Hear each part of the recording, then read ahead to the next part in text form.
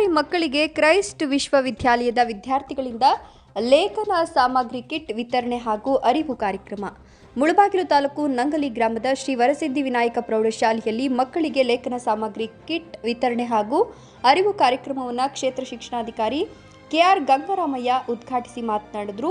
ಇವತ್ತು ನಾವು ವಿದ್ಯಾಭ್ಯಾಸವನ್ನು ಪಡೆದುಕೊಂಡು ಪಟ್ಟಣ ಪ್ರದೇಶಗಳಿಗೆ ಸೇರಿಕೊಳ್ತೇವೆ. ಪಟ್ಟಣ ಪ್ರದೇಶ ವಾತಾವರಣವನ್ನು ನಾವು ಅನುಭವಿಸ್ತೇವೆ. ಆದರೆ ಗ್ರಾಮೀಣ ಪ್ರದೇಶದ ಗ್ರಾಮೀಣ ಸುಭಗಳನ್ನು ನಾವು ಮರೆಯುತ್ತೇವೆ.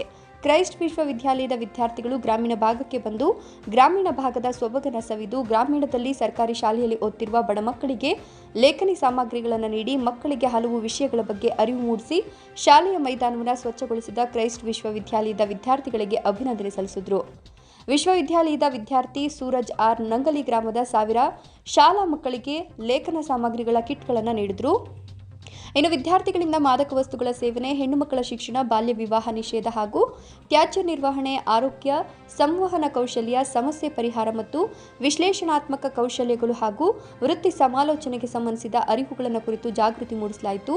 ಅಭಿಯಾನದಲ್ಲಿ ಅಧ್ಯಾಪಕರಾದ ಡಾಕ್ಟರ್ ಸೆಂಥಿಲ್ ಕುಮಾರ್, ಸಹ ಪ್ರಾಧ್ಯಾಪಕ ಡಾಕ್ಟರ್ ವಿಕ್ಟರ್ ಪಾಲ್, ಸಿಎಸ್ಎ ಮುಖ್ಯಸ್ಥ ಡಾಕ್ಟರ್ ವಿಕ್ಟರ್ ಪೌಲ್, ಯೋಜನಾಧಿಕಾರಿ ನಾಗರಾಜ್, ಡಾಕ್ಟರ್ ಉಮಾಶಂಕರ್, ಡಾಕ್ಟರ್ ಪವನ್ ಕುಮಾರ್ ಮತ್ತು ಕುಮಾರಿ ಅಂಕಿತಾ ಅವರು ಅಭಿಯಾನವನ್ನು ಈ ಸಂದರ್ಭದಲ್ಲಿ ನಂಗಲಿ ಪೊಲೀಸ್ ಠಾಣೆಯ sub inspector Arjunagowda, BM Parameshwar, cluster ಸಂಪನ್ಮೂಲ ವ್ಯಕ್ತಿ ನಂಗಲಿ ಗ್ರಾಮ ಅಧ್ಯಕ್ಷ ಶೇಷಾದ್ರಿ, ಪಂಚಾಯತ್ ಅಧ್ಯಕ್ಷರಾದ ಶ್ರೀರಾಜ, ಎಸ್ವಿವಿ ಪ್ರೌಢಶಾಲೆಯ ಮುಖ್ಯೋಪಾಧ್ಯಾಯರಾದ ಎನ್ಎಲ್ ಶ್ರೀನಿವಾಸ್, ಜಿಕೆಎಚ್ಪಿ ಶಾಲೆಯ ಮುಖ್ಯೋಪಾಧ್ಯಾಯರಾದ ಪ್ರೇಮ್ ಕುಮಾರ್, ಎಸ್ಸಿಬಿ ಪ್ರೌಢಶಾಲೆಯ ಮುಖ್ಯೋಪಾಧ್ಯಾಯರಾದ ಕೃಷ್ಣಪ್ಪ, ಮುಖ್ಯೋಪಾಧ್ಯಾಯಿನಿ ಅಂಜಲಿ ದೇವಿ, ಎನ್ ವಡ್ಡಹಳ್ಳಿ ಸರ್ಕಾರಿ ಪ್ರೌಢಶಾಲೆಯ ಕಾರ್ಯಕ್ರಮದಲ್ಲಿ ಮನವಿ ಮಾಡಲು ಭಾಗವಹಿಸಿದ್ರು.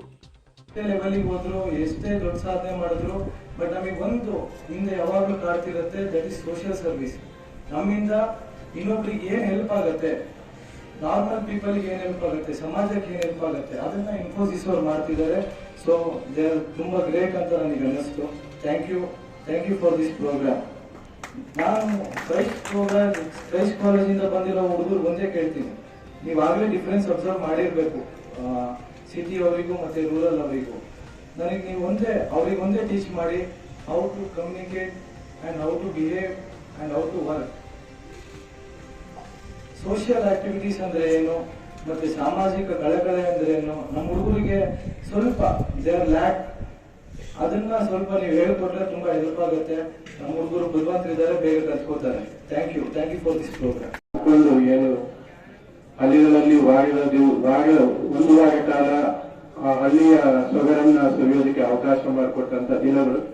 ಅದರಿಂದ ತಮಗೂ ಕೂಡ ಕಾಲೇಜಿನ ವಾತಾವರಣದಿಂದ ಈ ಒಂದು ಹಳ್ಳಿಯ ವಾತಾವರಣಕ್ಕೆ ಬಂದು ಹಳ್ಳಿಯ ಸೊಗರನ್ನ ಸವಿಲಿಕ್ಕೆ ನಿಮಗೆ ಅವಕಾಶ ಮಾಡ್ಕೊಂಡಿದ್ದೀರಿ. ಆ ಕಾಲೇಜಿನ ಎಲ್ಲ ಉಪನ್ಯಾಸಕ ಬಂಧುಗಳಿಗೆ ಅಭಿನಂದನೆಗಳು. ಹಾಗೆ ಈ ಒಂದು ಕಾರ್ಯಕ್ರಮ ಒಂದು ಅರ್ಥಪೂರ್ಣವಾದದ್ದು. ಯಾಕೆಂತಂದ್ರೆ ಇವತ್ತು ನಾವು ವಿದ್ಯಾಭ್ಯಾಸವನ್ನು ಪಡ್ಕೊಳ್ತೇವೆ, ವಿದ್ಯಾವಂತರಾಗ್ತೇವೆ, ನಾವು ಪಟ್ಟಣ ಪ್ರದೇಶಗಳಿಗೆ ಸೇರ್ಕೊಳ್ತೇವೆ. ಆದ್ರೆ ಪಟ್ಟಣದ ವಾತಾವರಣವನ್ನು ನಾವು ಅನುಭವಿಸ್ತೇವೆ. ಆದರೆ ಗ್ರಾಮೀಣ ಪ್ರದೇಶದಲ್ಲಿ ಇರ್ತಕ್ಕಂಥ ಗ್ರಾಮೀಣ ಸೊಗರನ್ನ ನಾವು ಮರಿತೇವೆ. ಆ ನಿಟ್ಟಿನಲ್ಲಿ ಇವತ್ತು ಕ್ರೈಸ್ಟ್ ಕಾಲೇಜಿನ ಮೂಲಕ ಈ ಒಂದು ಸಂಸ್ಥೆಗೆ ಬಂದು ಹಲವಾರು ವಿಷಯಗಳ ಬಗ್ಗೆ ಚರ್ಚೆ ಮಾಡ್ತಾ, ಹಾಗೆಯೇ ಸಮಾಜದಲ್ಲಿ ಏನು ಬದಲಾವಣೆ ಆಗ್ತಾ ಇದೆ, ಇವತ್ತು ಏನು ಪ್ಲಾಸ್ಟಿಕ್ ಅನ್ನು ಬಳಸ್ತಕ್ಕಂಥದ್ದು, ಮತ್ತೆ ಗ್ರಾಮೀಣ ಪ್ರದೇಶದಲ್ಲಿನ ನೀರಿನ ಸಮಸ್ಯೆ, ಮತ್ತೆ ಮರಗಳನ್ನ ನಾಶ ಇರ್ತಕ್ಕಂಥದ್ದು, ಅದರಿಂದ ಆಗ್ತಕ್ಕಂಥ ಅನಾಹುತಗಳ ಬಗ್ಗೆ ನಾವು ಇವತ್ತು ಅರಿವನ್ನು ಮೂಡಿಸಬೇಕಾಗಿದೆ. ಏಕೆಂತಂದ್ರೆ ಈಗಾಗಲೇ 3-4 ವರ್ಷಗಳ ಹಿಂದೆ ನಾವು ಕರೋನಾ ಹೆಮ್ಮಾರಿಯನ್ನ ನಾವು ಅನುಭವಿಸಿದ್ದೇವೆ. ಕಾರಣ ಇವತ್ತು ನಮ್ಮ ನಾಡಿನಲ್ಲಿ ಪರಿಸರ ವಿನಾಶದಿಂದ ನಾವು ಹೆಚ್ಚು ರೋಗಗಳನ್ನ ನಾವು ಪಡೆಯಲಿಕ್ಕೆ ಸಾಧ್ಯ ಆಗಿದೆ.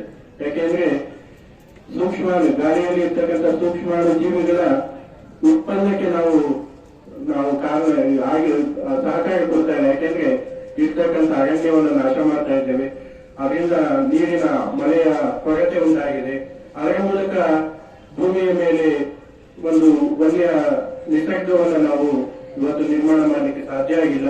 ಆ ನಿಟ್ಟಿನಲ್ಲಿ ಇವತ್ತು ಏನೇ ಕಾಯಿಲೆಗಳು ಬಂದರೂ ನೇರವಾಗಿ ಮನುಷ್ಯ ಆ ರೋಗಕ್ಕೆ ತುತ್ತಾಗ್ತಕ್ಕಂಥದ್ದನ್ನ ನಾವು ಗಮನಿಸ್ತೇವೆ.